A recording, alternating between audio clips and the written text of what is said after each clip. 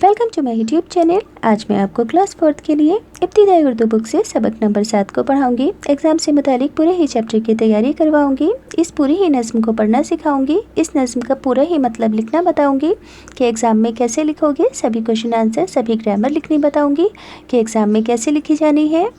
तो बच्चों, चैनल की प्लेलिस्ट में आपको इस बुक के सभी चैप्टर्स मिल जाएंगे, आप वहाँ से जाकर भी देख लेना। तो अब पढ़ना स्टार्ट करते हैं। सबक नंबर 7 एक नज़्म है और इस नज़्म का नाम है कहना बड़ों का मानो। ध्यान से सुनेंगे सभी बच्चे। माँ बाप का अजीज़ो मानना ना जिसने कहना, दुश्वार है जहाँ में इज्जत से उसका रहना, डर है पड़े ना सदमा जिल्लत का उसको सहना, चाहो अगर बड़ाई कहना बड़ों का मानो। पहले इस पूरे ही बंद का मतलब जान लो, क्योंकि एग्ज़ाम में आपसे कुछ बंद लिख कर दिए जाएंगे और कहा जाएगा कि इस नज़्म का मतलब लिख कर बताओ। तो पहले बंद का मतलब बताऊंगी कि एग्ज़ाम में कैसे लिखोगे।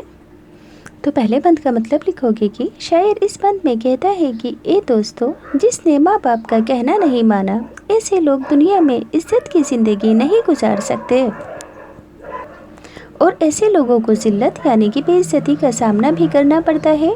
इसलिए अगर इज्जत से रहना चाहते हो तो माँ बाप का कहना मानो।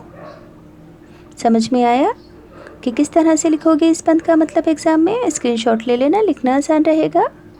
दूसरा बंद है, तुमको खबर नहीं कुछ अपने बुरे भले की, जितनी है उम्र छोटी उतनी है अकल छोटी, है बेहतरी इसी में जो है बड़ों की मर्जी, चाहो अगर बड़ाई कहना बड़ों का मानो।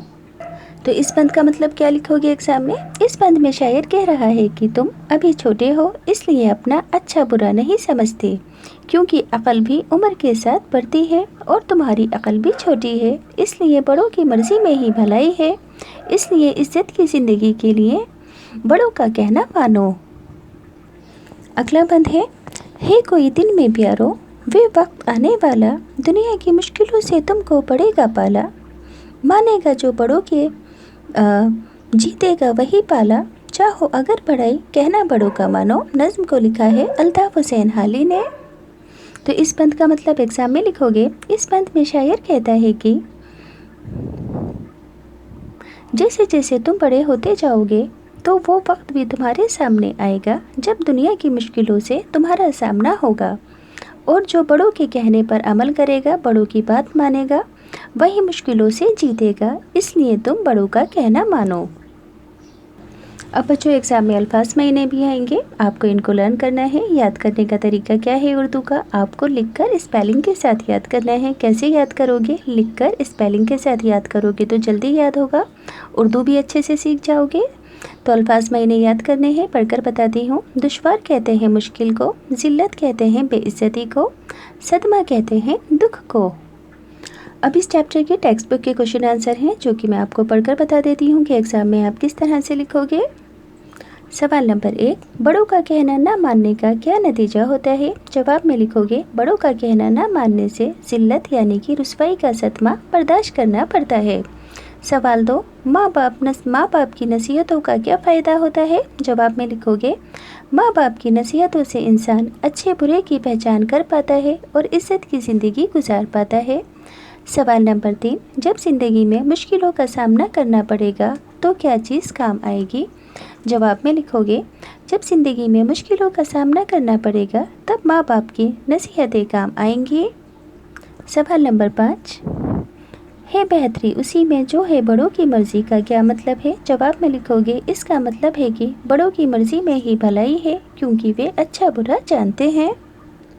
अब इन लफ्ज़ों के आपको जुमले बनाने हैं। पहला लफ्ज़ है वक्त, यहाँ पर लिखोगे हमें वक्त का पाबंद होना चाहिए। अगला है अक़ल, जुमला होगा मुश्किल में अक़ल से काम लेना चाहिए। दुश्वार, ये काम बहुत ही दुश्वार है। सदमा, उसे फेल होने की खबर से बहुत सदमा हुआ है। चैप्टर के फिलअप्स हैं जो कि ऑलरेडी फिल हैं, पढ़कर बताती हूँ। दुश्वार है जहाँ में इज्जत से उसका रहना, है बेहतरी उसी में जो है बड़ों की मर्ज़ी, जितनी है उम्र छोटी उतनी है अकल छोटी, दुनिया की मुश्किलों से तुमको पड़ेगा पाला, चाहो अगर बड़ाई कहना बड़ों को मानो। अब यहाँ पर आपको वाहिद और जमा लिखने हैं, जैसे कि अज़ीज़ की जमा अज़ीज़ो, दुश्वारियों का वाहिद दुश्वारी, जिल्लत की जमा जिल्लतो, सदमों का वाहिद सदमा। بڑا کی جمع پڑھو، خبروں کا واحد خبر، مشکل کی جمع مشکلوں، عقلوں کا واحد عقل۔